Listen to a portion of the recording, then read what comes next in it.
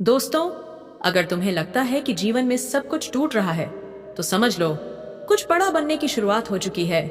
बुद्ध कहते हैं, जब तक भीतर की आग शांत नहीं होती, तब तक बाहर की दुनिया में रोशनी नहीं मिलती। बहुत समय पहले की बात है।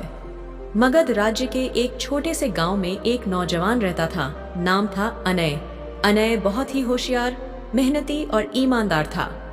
पर एक परेशानी थी, वह अंदर से बहुत अधीर था। उसे हर चीज तुरंत चाहिए होती, सफलता, सम्मान, प्रेम, सब कुछ अब भी और इसी पल। वह अक्सर सोचता, जब मैं इतना सही कर रहा हूँ, तो मेरी जिंदगी इतनी मुश्किल क्यों है? लोग मेरी कदर क्यों नहीं करते? उसकी यही बेचैनी उसे भीतर ही भीतर खा रही थी। एक दिन अनय को किसी ने बताया कि पास के जंगल में भगवान बुद्ध कुछ दिनों के लिए ठहरे हैं। लोगों का कहना था कि उनके एक शब्द से जीवन बदल जाता है। अनय बिना समय गंवाए वहां पहुंच गया। जब वह बुद्ध के पास पहुंचा तो देखा सैकड़ों लोग शांतिपूर्वक बैठे हैं, ध्यान में डूबे हैं।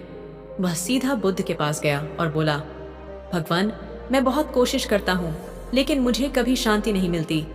कभी लगता है कि दुनिया मेरी दुश्मन है। क्यों सब कुछ इतना कठिन है? बुद्ध ने मुस्कुराकर उसकी ओर देखा। कुछ देर चुप रहे, फिर बोले, तुमने कभी अपनी छाया देखी है अनय? अनय बोला, हाँ, हर दिन।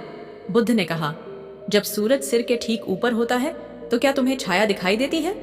अनय ने सोचा और बोला, नहीं, दोपहर में जब सूरज सिर पर होता है तो छाया बहुत छोटी हो जाती है या दिखती ही नहीं। बुद्ध बोले, बस वही तुम्हारी समस्या है। तुम चाहते हो कि जीवन का सूरज अभी सिर पर हो, सब कुछ अभी मिल जाए, पर जब सूरज सिर पर होता है तब छाया नहीं दिखती और इंसान खुद को खो बैठता है। जीवन की सबसे बड़ी छाया, आत्मा की पहचान तब बनती है जब तुम धूप से थोड़ा झुककर चलते हो, जब तुम धैर्य से चलते हो, जब तुम्हें पता हो कि हर चीज को समय चाहिए। अनय ने ध्यान से सुना, पर कुछ उलझन अब भी थी।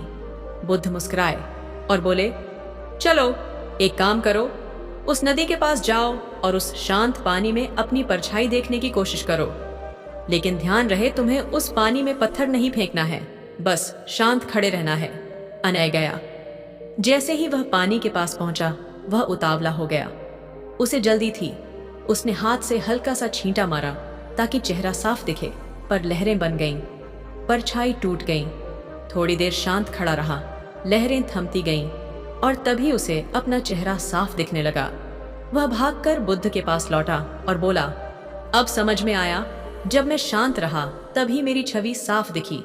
पहले मैं जल्दबाजी कर रहा था, इसलिए कुछ भी नहीं दिखा। बुद्ध ने कहा, ठीक यही जीवन का सत्य है। जब तुम भीतर से शांत हो जाते हो, तभी तुम अपनी असली पहचान देख सकते हो। तुम वही हो जो तुम अपनी शांति में हो, न कि अपनी जल्दबाजी या गुस्से में। अनय की आंखों में नमी थी। उसने कहा, भगवान, पर अगर कोई बार बार मुझे तकलीफ दे, अगर कोई मेरे बारे में गलत कहे, तो चुप कैसे रहूं?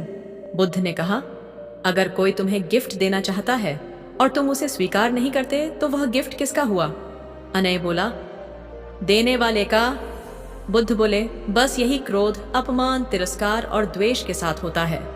जब तक तुम उन्हें स्वीकार नहीं करते, वे तुम्हारे नहीं बनते। अनय ने मुस्कुराकर सिर झुका लिया। अब उसे समझ में आने लगा था कि शांति किसी और से नहीं मिलती, वो खुद के भीतर से आती है। वह कुछ दिन वहीं रहा, ध्यान किया। धीरे धीरे उसके भीतर की बेचैनी कम होने लगी।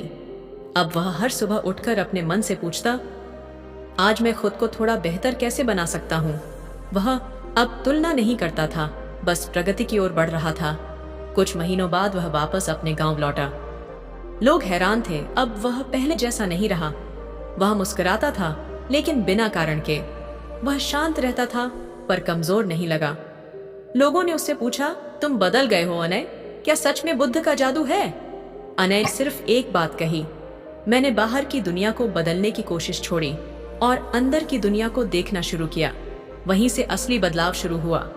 जिंदगी में सबसे बड़ा युद्ध बाहर नहीं, भीतर लड़ा जाता है, और बुद्ध वही है जो उस युद्ध को बिना शोर, बिना हथियार, सिर्फ आत्मज्ञान से जीत लेता है। अगर तुमने खुद को जीत लिया, तो फिर तुम्हें कोई हरा नहीं सकता।